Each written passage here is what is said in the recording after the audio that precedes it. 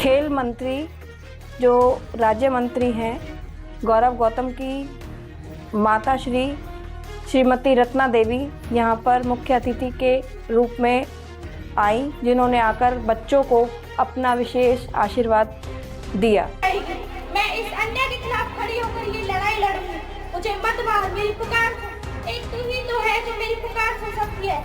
मैं जानती हूँ कि तू कुछ लोगों के आगे मजबूर है, पर तू आवाज उठा, देखना तेरी आवाज को कोई नहीं। दीपशिखा पब्लिक स्कूल औरंगाबाद में बाल मंच उत्सव का हुआ भव्य आयोजन। कार्यक्रम में मुख्य अतिथि रही खेल मंत्री गौरव गौतम की माता रत्ना देवी। गणेश व सरस्वती वंदना से हुआ शुभारंभ। देशभक्ति, हरियाणवी और सांस्कृतिक प्रस्तुतियों ने जीता सभी का दिल। नन्हे कलाकारों ने व स्कूल के टीचरों ने नाटक मंच के माध्यम से बिखेरी प्रतिभा की चमक। मेरा नाम मधु है, मैं 8वीं कक्षा की छात्रा हूँ। मैं आज आप सभी लोगों के समक्ष एक बेटी की पुकार के बारे में बताना चाहती हूँ। तो एक बेटी की पुकार जरूर सुनिएगा। माँ, ओ माँ, मैं भी जीना चाहती हूँ, मैं भी तेरी आंचल की गोद में पलना चाहती हूँ, मैं भी तेरी ममता की गोद में सोना चाहती हूँ। मुझे मत मार, मुझे जीने दे। मैं हर उस कार्य को करूँगी जो तू कहेगी। मैं इस अन्याय के खिलाफ खड़ी होकर ये लड़ाई लड़ूंगी। मुझे मत मार, मेरी पुकार एक तू ही तो है जो मेरी पुकार सुन सकती है। मैं जानती हूँ कि तू कुछ लोगों के आगे मजबूर है, पर तू आवाज उठा, देखना तेरी आवाज को कोई नहीं डालेगा, तेरे खिलाफ जाने की कोई हिम्मत नहीं कर पाएगा। तू आवाज उठाकर तो देख, मुझे जीने का मौका तो दे। जब एक बेटी इस तरह पुकार करती है तो कुछ लोगों की स्वार्थी और घटिया सोच की वजह से जब एक बेटी को पैदा होने से ही मार दिया जाता है, क्या यही एक बेटी है? जब आप लोग कहते हो कि आपके घर में बहू है कि पैदा ही नहीं होने दोगे, तो बहू कौन से लेकर आओगे आप लोग?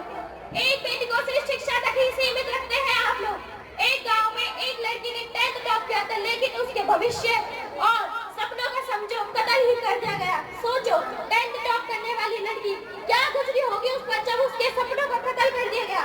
सोचो, कोई नहीं सोचता बेटियों के बारे में। बेटा शिक्षा प्राप्त करे तो घर का एक सदस्य शिक्षित होता है, और बेटी शिक्षा प्राप्त करे तो संपूर्ण परिवार शिक्षित होता है, संपूर्ण परिवार शिक्षित होता है। बेटी शिक्षित हो तो वह अपनी संतान को एक लीडर, बलवान और अनुशासित बना सकती है, एक प्रशासनिक सेविका, एक डॉक्टर, सब बन सकती है एक बेटी।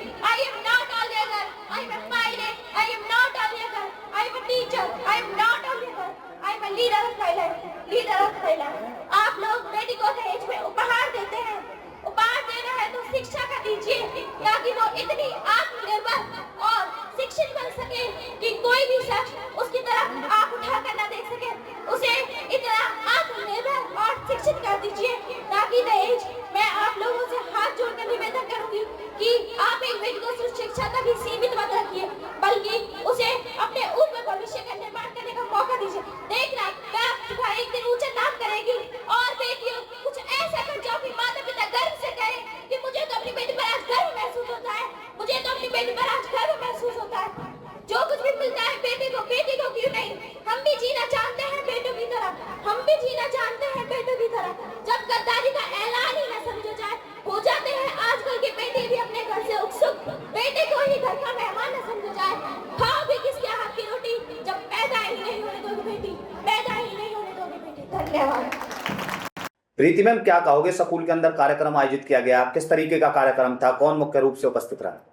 दीपशिखा स्कूल औरंगाबाद में बाल मंच उत्सव का आयोजन किया गया, जिसमें मुख्य रूप से मुख्य अतिथि के रूप में खेल मंत्री जो राज्य मंत्री हैं गौरव गौतम की माता श्रीमती रत्ना देवी यहाँ पर मुख्य अतिथि के रूप में आई, जिन्होंने आकर बच्चों को अपना विशेष आशीर्वाद दिया।